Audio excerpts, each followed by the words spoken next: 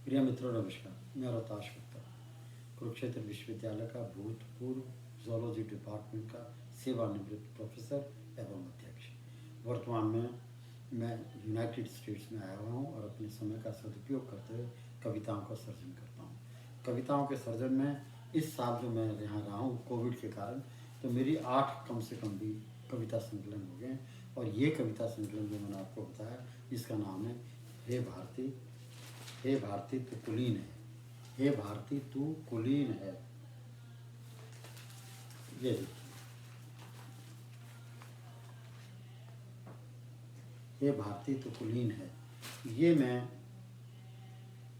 जा करके भारतवर्ष में जाके इसको छपाऊंगा। इसमें जैसे मैंने आपको बताया, मैंने एक एक कविता 5-5 पदों की लिखी और ऐसे एक एक पेज सामने रखे हुए थे। जब जैसे मन करता लिखता चला जाता। और मैं आपको अपने अंतःहृदय से बता रहा हूँ, मेरे को ये पता नहीं था बिल्कुल भी कि जब ये कविता संग्रह इतने बन जाएंगे 50 के करीब, तो ये सभी एक ही टॉपिक पर होंगे। और फिर मैं जब इनको गलतियाँ निकालने के लिए संलग्न करके और इस धागे से बांधूंगा, तो फिर मेरे मन आतुर होगा कि मैं इसका नाम रख दूँ हे भारती तू कुलीन है। और उसका अर्थ एक ही है कि भारत का हर नागरिक बहुत ही ज़्यादा सबल है, सक्षम है, समर्थ है और बहुत ही ज़्यादा प्रखर बुद्धि वाला है।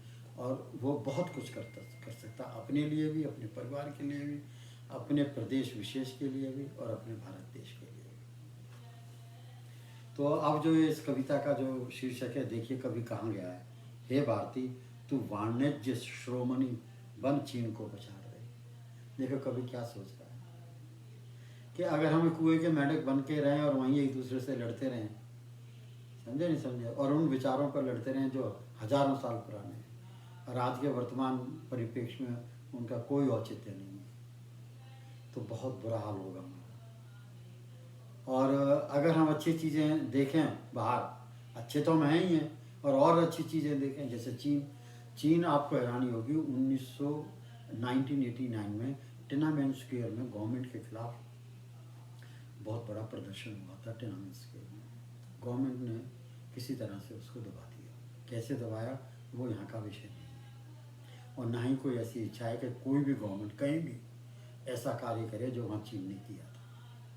पर फिर भी उससे एक बदलाव आया, और बदलाव ये आया कि आज यूनाइटेड स्टेट्स माने या ना माने, लेकिन आज 2021 में 2 जनवरी 2021 में चीन का वाणिज्य इतना ज़्यादा सक्षम और विशाल और व्यापक विस्तृत है कि इस दुनिया के हर स्टोर में, जो बड़े बड़े स्टोर हैं, हर स्टोर की हर अलमीरा की हर शेल्फ पर चाइना का सामान बना हुआ रखा हुआ है और लोग खरीदते हैं। अब आप ये देखिए, जो सब चाइना का सामान मिल करके और जो विश्व के अमेरिका से लेके जापान तक फैल गया हैं, ऊपर रशिया से लेके और क्या कहते हैं, अगर खा जाए तो नीचे south America, south Europe, south Africa हैं जी, और ऑस्ट्रेलिया तक। तो उसको इसमें कुछ मुनाफा तो होता ही है, और उस मुनाफे से वो आज इतना सक्षम बन गया है कि जब डिप्रेशन आया था 1 साल पहले ऑल ओवर वर्ल्ड, तो चाइना ने कहा था मेरे साथ पैसे ले लीजिए, मैं आपको दे देता हूँ, मैं आपको ब्याज पर पैसे दे देता हूँ।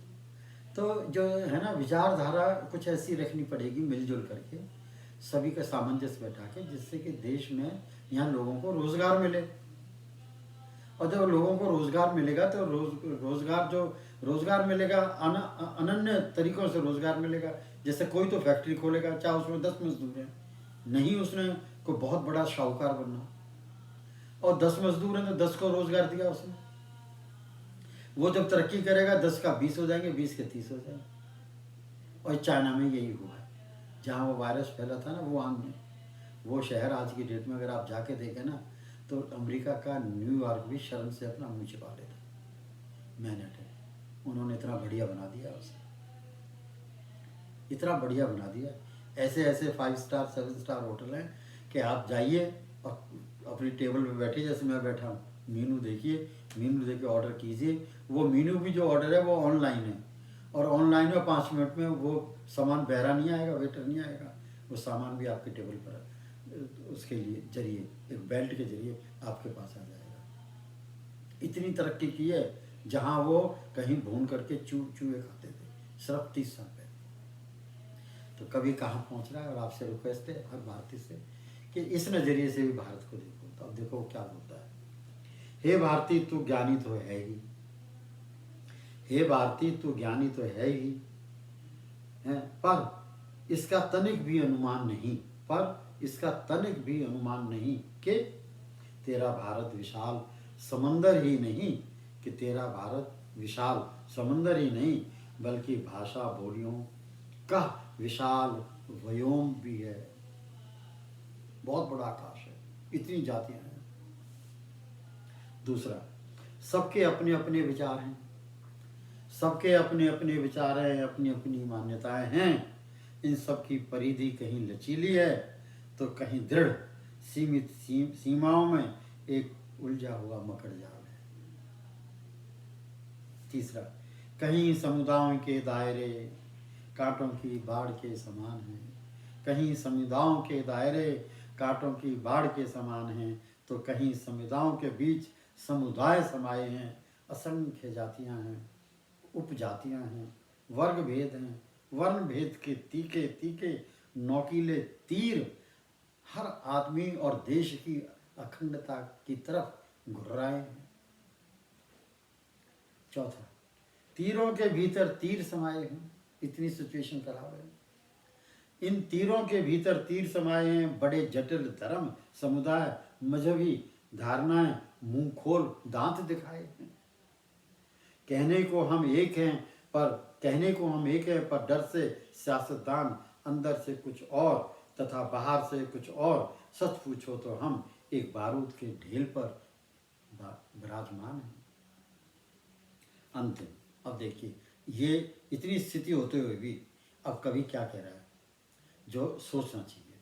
क्यों कि मैंने पहले अपने लेक्चर में बताया, मैं कोई भी एक व्यक्ति विशेष जैसे कि मैं या आप, वो एक समाज है, संपूर्ण समाज है, यूनिट नहीं है, इकाई नहीं है, संपूर्ण समाज है।